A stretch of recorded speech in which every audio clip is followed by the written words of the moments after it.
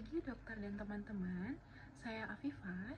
Di sini saya akan membahas tentang vesikolitiasis atau batu pada vesika urinaria. Vesikolitiasis atau batu pada kandung kemih adalah kalkuli atau batu padat yang terbentuk di dalam kandung kemih. Dan batu ini umumnya mengalami kalsifikasi, namun juga bisa terdiri dari material non-kalsifikasi seperti asam urat. Secara umum, batu ini terbentuk karena adanya pengendapan mineral dalam urin, terutama jika terjadi stasis urin atau gangguan pada pengosongan kandung kemih. Untuk etiologi dari vesikolitiasis sendiri adalah karena yang pertama utamanya adalah stasis urin, yaitu kondisi di mana urinnya tidak dapat dikosongkan secara sempurna dari kandung kemih, dan paling sering terjadi pada kondisi BPH dan juga kandung kemih neurogenik, yang kemudian menyebabkan prepitasi kristal dan pembentukan dari batu. Sebagian besar batu terbentuk langsung di kandung kemih, namun ada juga yang berasal dari ginjal, misalnya batu kecil yang turun ke vesika atau papila ginjal yang terlepas. Untuk batu yang kecil, biasanya dia bisa keluar spontan, tapi juga bisa menetap di kandung kemih, dan batu akan membesar secara bertahap dengan membentuk lapisan dari konsentris. Selain itu, benda asing dalam kandung kemih juga bisa menjadi nidus atau inti dari pembentukan batu. Contohnya seperti jahitan permanen, stent ureter, maupun fragmen dari kateter Foley. Itu penyebab tambahan yang bisa diduga menjadi penyebab dari vesikolitiasis. Yang pertama ada radiasi, skistosmiasis, ruptur uretra, di vertikal kandung kemih, augmentasi kandung kemih, serta gangguan fungsi kandung kemih seperti kandung kemih neurogenik atau hipotonia. Selanjutnya, untuk anamnesis. Pada anamnesis, pasien dengan kandung kemih umumnya mengeluarkan frekuensi berkemih yang meningkat, disertai dengan hematuria yang biasanya bersifat terminal, yaitu muncul di akhir miksi. Selain itu, pasien juga mengalami disuria atau nyeri pada suprapubik yang khasnya terasa semakin memberat menjelang akhir dari berkemih. Gejala-gejala ini bisa diperberat oleh gerakan mendadak atau aktivitas fisik karena batu bisa berubah posisi dalam kandung kemih. Sedangkan pada anak-anak, gejala yang muncul bisa sedikit berbeda, seperti menarik penis, kesulitan berkemih, retensi urin, enurisis, serta prolaps rektum akibat dari sering mengejan karena spasme dari kandung kemih. Nah, untuk pemeriksaan fisik dapat ditemukan nyeri tekan pada daerah suprapubik yang menunjukkan adanya iritasi pada kandung kemih.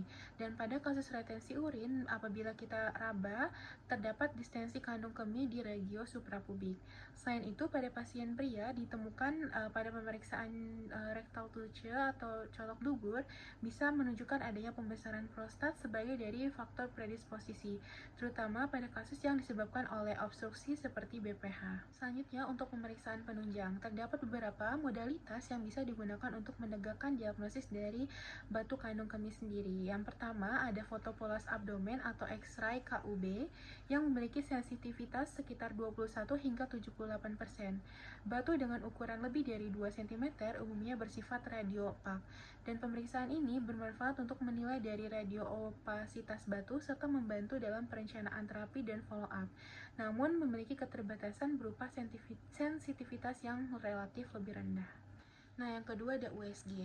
Jadi USG ini memiliki sensitivitas 20-83% dan untuk spesifitasnya yaitu 98-100%.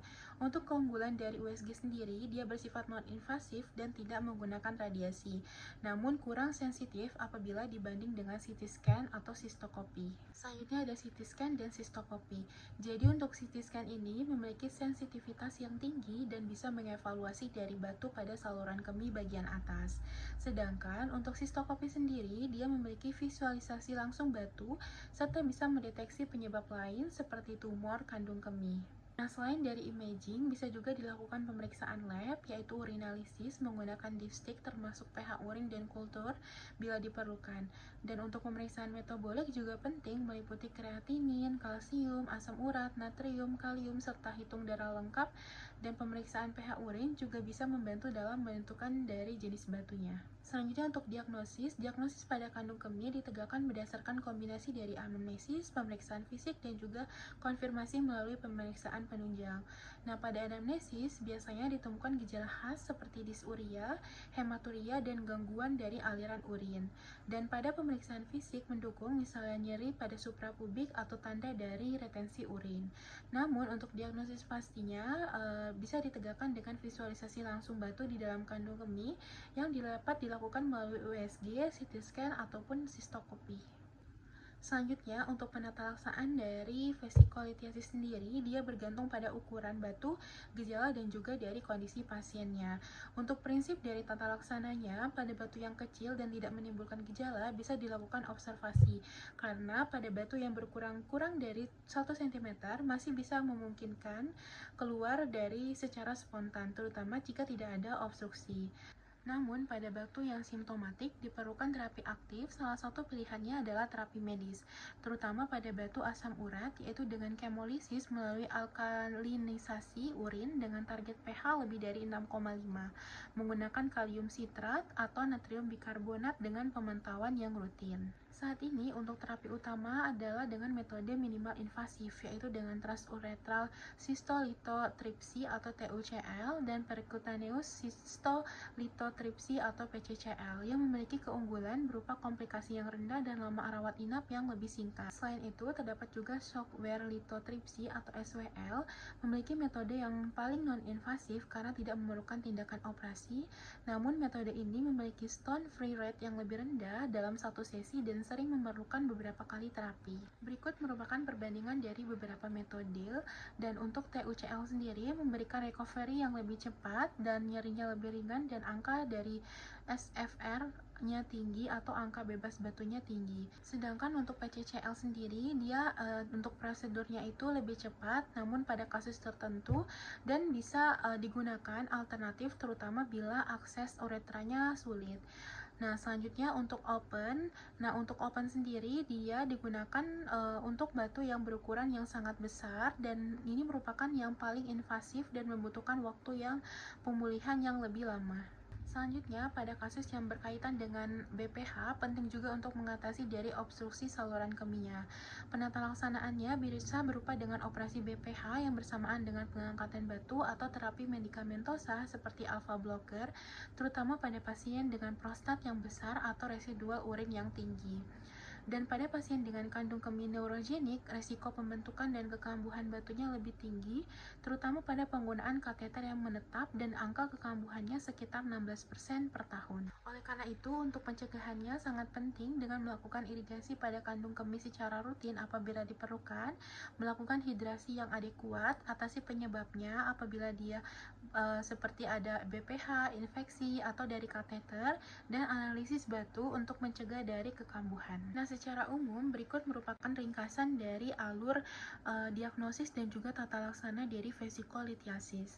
Nah, apabila vesikolitiasis ini sudah terdiagnosis melalui imaging atau sistokopi, untuk fokus dari kita selanjutnya adalah mencari penyebabnya, menentukan jenis batunya, dan juga mencari dari tata laksana yang tepat. Jadi untuk langkah yang pertama adalah kita mencari penyebab batunya untuk mencegah dari kekambuhannya.